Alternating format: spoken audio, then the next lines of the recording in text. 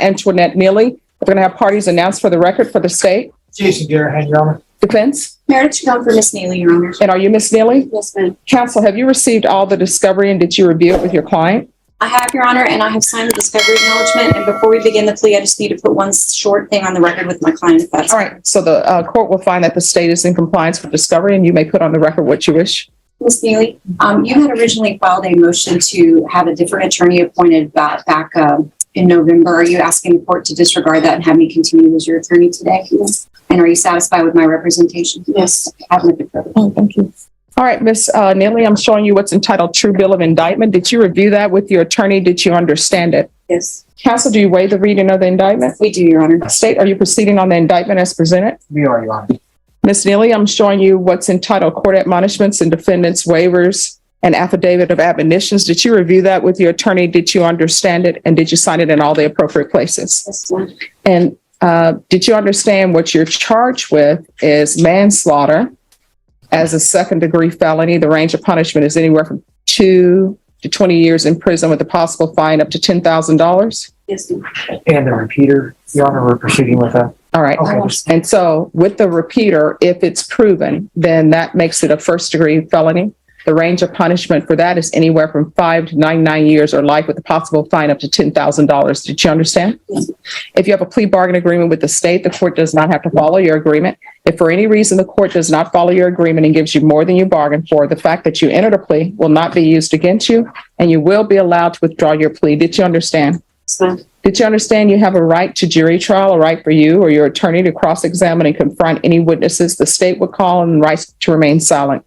Yes, ma'am. Did you understand by entering this plea, you were giving up those rights? And did you intend to give up those rights and enter into a plea in this case? Yes, ma'am. Counsel, has your client been able to provide you with any defenses? Yes, Your Honor. Do you believe she has a rational as well as a factual understanding of the charges against her? I do, Your Honor. Do you believe she's currently competent and was legally sane at the time of the offense? Yes, Your Honor. Ms. Neely, has anyone threatened you, forced you, or placed you in fear to get you to enter this plea? Has anyone promised you anything other than the plea?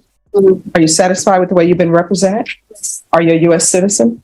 Court will find that defendant has knowingly and voluntarily waived her right to jury trial. Showing you the plea bargain page. Did you review that with your attorney? Did you understand it? According to the plea bargain agreement, you agree that you've been previously convicted of a felony for purposes of enhancement.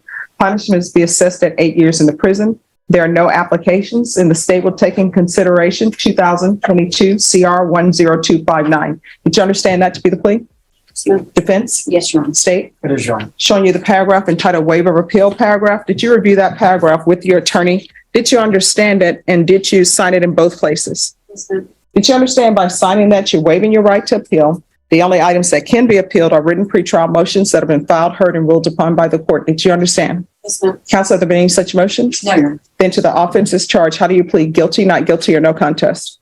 No contest. State any evidence? Yes, exhibit number 1 with all of its attachments, Your Honor.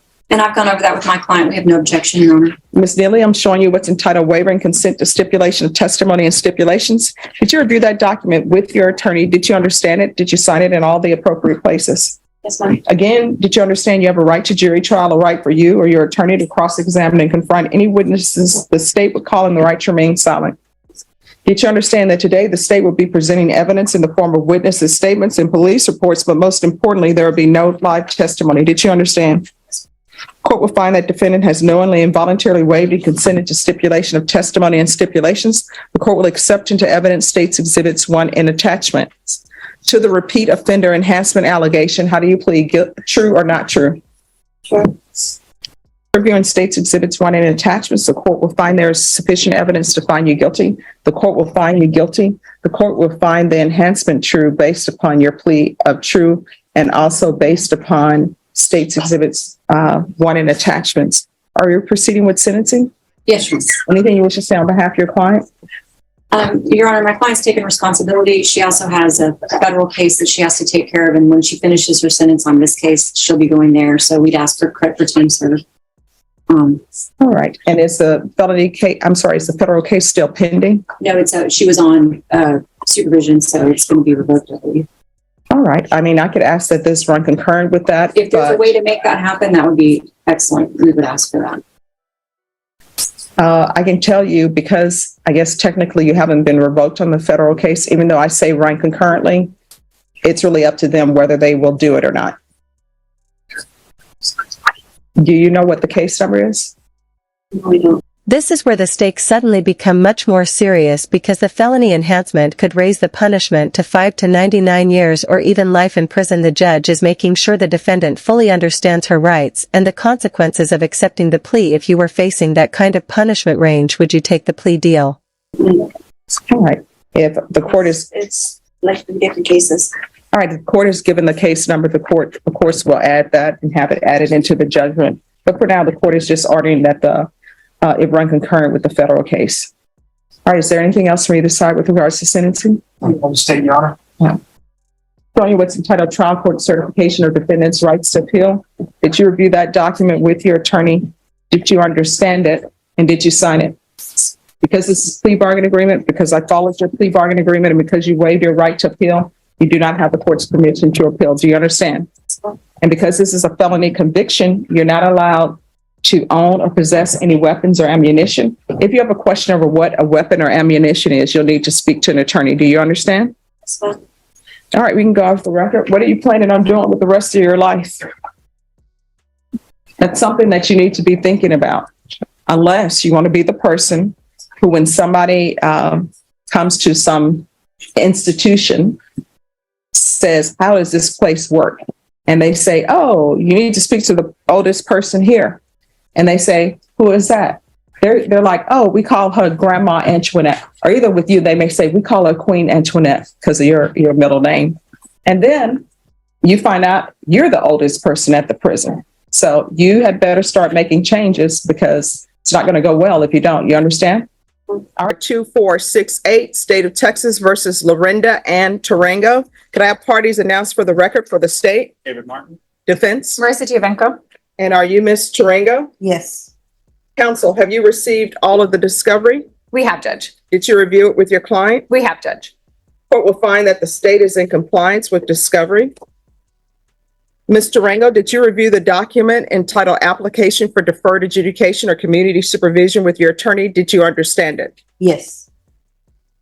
Did you review the true bill of indictment with your attorney? Did you understand it? Yes. Counsel, do you waive the reading of the indictment? We do, Judge. State, are you proceeding on an indictment as presented? No, Judge, we're going to proceed on the lesser included offense of assault causing bodily injury. Class A misdemeanor. No objections. All right, is that going to be family violence? No, it's not. All right, Ms. Tarango, did you review the document entitled Court Admonishments and Defendant's Waivers and Affidavit of Admonitions with your attorney? Did you understand it? Did you sign it in all the appropriate places? Yes. Did you understand the state is proceeding on the lesser included offense of assault bodily injury as a Class A misdemeanor? Yes. Range of punishment is up to a $4,000 fine and up to 1 year in the Bexar County Jail. Did you understand? Yes. If you have a plea bargain agreement with the state, the court does not have to follow your plea. If for any reason the court does not follow your plea and gives you more than you bargained for, the fact that you entered a plea will not be used against you, and you will be allowed to withdraw your plea. Did you understand? Yes. Did you understand you have a right to jury trial, a right for you or your attorney to cross-examine and confront any witnesses the state would call in the right to remain silent? Yes. Did you understand by entering this plea bargain agreement you were giving up those rights? Yes. And did you intend to give up those rights and enter into a plea in this case? Yes. Did you understand if the court were to grant your application for deferred adjudication, if for any reason your deferred adjudication were revoked, the court could find you guilty, sentence you up to a $4,000 fine, and up to 1 year in the Bexar County Jail? Did you understand? Yes. Counsel, has your client been able to provide you with any defenses? She has. Do you believe she has a rational as well as a factual understanding of the charges against her? I do believe she Do you does. believe she's currently competent and was legally sane at the time of the offense? Yes, I do. Ms. Tarango, has anyone threatened you, coerced you, or placed you in fear to get you to enter the plea? No. Anyone promised you anything other than the plea? No. Are you satisfied with the way you've been represented? Yes. Are you a U.S. citizen? Yes. Court will find that defendant has knowingly and voluntarily waived her right to jury trial. Did you review the plea bargain page with your attorney? Did you understand it? Yes. According to the plea, state is proceeding on the lesser included offense of assault bodily injury, and they're recommending deferred adjudication. Did you understand that to be the plea? Yes. Defense, is that the plea? Yes, Judge. State, is that the plea? Yes, Judge. Did you review the waiver of appeal paragraph with your attorney? The defendant now enters a no contest plea while the state presents its evidence through documents and reports instead of live witnesses. The judge reviews the evidence and confirms both the guilty finding and the enhancement at this point. The biggest question is no longer guilt, it's what sentence comes next. Attorney, did you understand it? Yes. Did you sign it in both places? Yes. Did you understand by signing that you're waiving your right to appeal? The only items that can be appealed are written pretrial motions that have been filed, heard, and ruled upon by the court. Did you understand? Yes, I did. Counsel, have there been any such motions? No, Judge. Outside the agreement, the state is recommending that your community supervision be for 1 year. There be no contact with the complainant and anger management. Did you understand those were recommendations from the state and the court does not have to follow those recommendations? Yes. Then to the lesser included offense, how do you plead? Guilty, not guilty, or no contest? No contest. State any evidence. Law for states one with the attachment. No objections, Judge. I have gone over it with my client. All right. Did you review the document entitled Waiving Consent to Stipulation of Testimony and Stipulations with your attorney? Yes. Did you understand it? Yes. Did you sign it in all the appropriate places? Yes. Again, did you understand you have a right to jury trial, a right for you or your attorney to cross-examine and confront any witnesses the state would call, and the right to remain silent? Yes. Did you understand that today the state will be presenting evidence in the form of witnesses' statements and police reports, but most importantly, there be no live testimony? Did you understand? Yes. Court will find that defendant has knowingly and voluntarily waived and consented to stipulation of testimony and stipulations. Court will accept into evidence states exhibits 1 and attachments and review the same. Reviewing states exhibits 1 and attachments, the court will find there is sufficient evidence to find you guilty. Court will defer finding of guilt as you apply for deferred adjudication. Are you proceeding with sentencing? We are, Judge. Anything you wish to say on behalf of your client? Judge, my client has no criminal history. She works for the U.S. Attorney's Office, is that correct? And she's been there for 10 years. 10 years.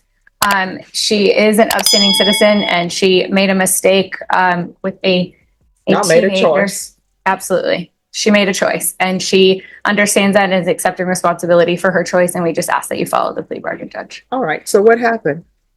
We were at a volleyball game and the child came. It all started off with the coach, and the coach's child was bullying one of the other kids. And I went down there to break it up. And anyway, the girl called me a bad word. Mhm. So my husband at that point got up. We got up to leave. And I was talking to one of the parents, and well, they got up and they left and they came through where I was standing speaking to the other parent. And I made a bad choice All right. because she did call me another name again. I understand. So you just can't do that. You understand? Yes, ma'am. And I see the game was forfeited because a lot of parents just left. Yes. All right. And the complainant, she's not related to you at all? This is the coach's child? No, this is just another girl that played on the team. All right. Well, I don't know when people will address bullying. My mom would address it head on. All right. Well, I got in trouble for it. Yeah. And Judge, one more thing. The other concern is my client's daughter still does play volleyball. And so I believe there is the possibility and likelihood that they will be at the same volleyball game. She understands she's not to talk to this child. She understands she's not to, sit next to She's them. just or going to talk have to them. drop her daughter off and Okay. wait in the car. Okay. Sometimes these are consequences for our actions. So she'll have to drop her daughter off. And if anybody's being bullied, report it. And if that doesn't do it, because I'm assuming these are organized sports Yes. and they have higher ups. If there's an issue with the coach who's allowing the girls to bully each other, then you need to go above his head, or as they say, go above his pay grade. And sometimes when you throw the words in, well, I guess I'll have to get an attorney. That's usually when people stand up and listen. So if you put it in writing, I'm not telling you what to do, but I would put it in writing and say, this is what I witnessed. There's bullying going on. The coach is not addressing these issues. I guess after you, my next step is to contact my attorney. Then usually people pay attention. And I would also suggest that you tell them that you want to see their handbook, because they should have a handbook. All the organized sports are supposed to have a handbook like the The defense asks for the Texas sentence to run concurrently with the separate federal case, meaning the sentences would overlap, but the judge makes it clear that federal authorities ultimately have control over what happens in that case, so even with a concurrent order, the federal proceedings could still bring additional consequences. schools do, what their rules are. And that way, when you send whatever letter you're going to send, you can go to a specific rule. And if they don't have a handbook, then they should. All right. All right. Do you all want to speak of length of probation? Again, Judge, my client is an upstanding citizen who's been a government employee for 10 years and she's never been in trouble before. She is motivated, understands what she did was wrong. She is motivated to do anything that you ask of her. And we ask that you follow the recommendation from the state and to keep it at 1 year probation. The 1 year's our recommendation. Oh, see, but defense, since you told me to keep it at 1, I was leaning towards 6 months. We're okay with that as well, Judge. Well, you're gonna make an argument. I reiterate all of my previous arguments, Judge. She will be successful. And I think this was a one-time mistake. And I think 6 months is sufficient. Okay. That just turned on a dime. We should bring Mr. Cox in here. Mr. Cox, you want to join in the argument? State. I will And I do absolutely. have to tell you, the child I was defending was not my child. It Okay. was another child. No, I appreciate when people step up. I think we all owe a duty. It really takes a village to raise children. My motto is always, if you see something, say something, not, act physically, unless you have to, because there's no one else around. All right. State, I know you're asking for 1 year. Do you have any objection? It is a misdemeanor. She doesn't have any priors. At least that's what's being presented to me. There are underlying circumstances with why this happened. Is there any objection to the court going below your recommendation for the community supervision? In the courts. All right, thank you. All right, and then of course, if you are unsuccessful or if they feel it needs to be extended, it can be extended up to 14 months. You understand? Oh, wait a minute. Okay. Well, actually more than 14 months. You can be extended for 2 years, okay? All right, this is what the court is going to do. The court is going to sentence you to 6 months deferred adjudication. There's to be regular reporting by Zoom or in person. There's to be regular random UAs. There's to be proof of employment within 30 days. There's to be no employment as a home health care provider or with minors. There's to be no contact with the complainant. If there are still volleyball tournaments, which I'm being told there are, you're just going to have to drop your daughter off. You understand? And wait in the parking lot. Okay. And you can always do the audiobooks in the parking lot. There's always something to do. And Judge, she does live in Brewster County. If we can transfer to Brewster County. Where's Brewster? Alpine. Where's Alpine? These were my questions, Judge. Have you ever heard of Sullivan State University? Where's Sora State University? Big Ben. Okay, Big Ben. Yes. All right, awesome. So Brewster, can you spell that? I don't want to mess up. BREWSTER.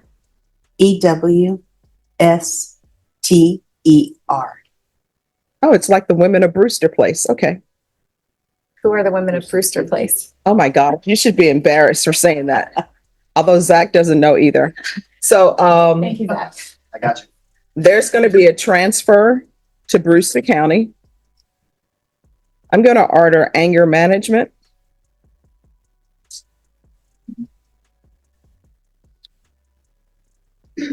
Probation, is there anything else she needs? No. All right. Is there anything else you need from the court to be successful in this probation?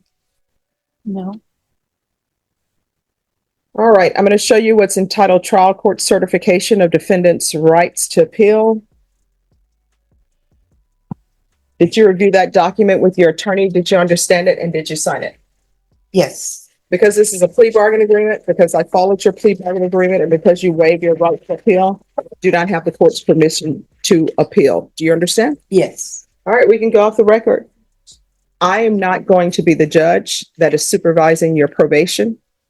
Of course, probation technically was supervised, but if there's an issue with your probation, you'll have to go to the judge that sent this case to me to accept your plea. You understand? Yes, ma'am.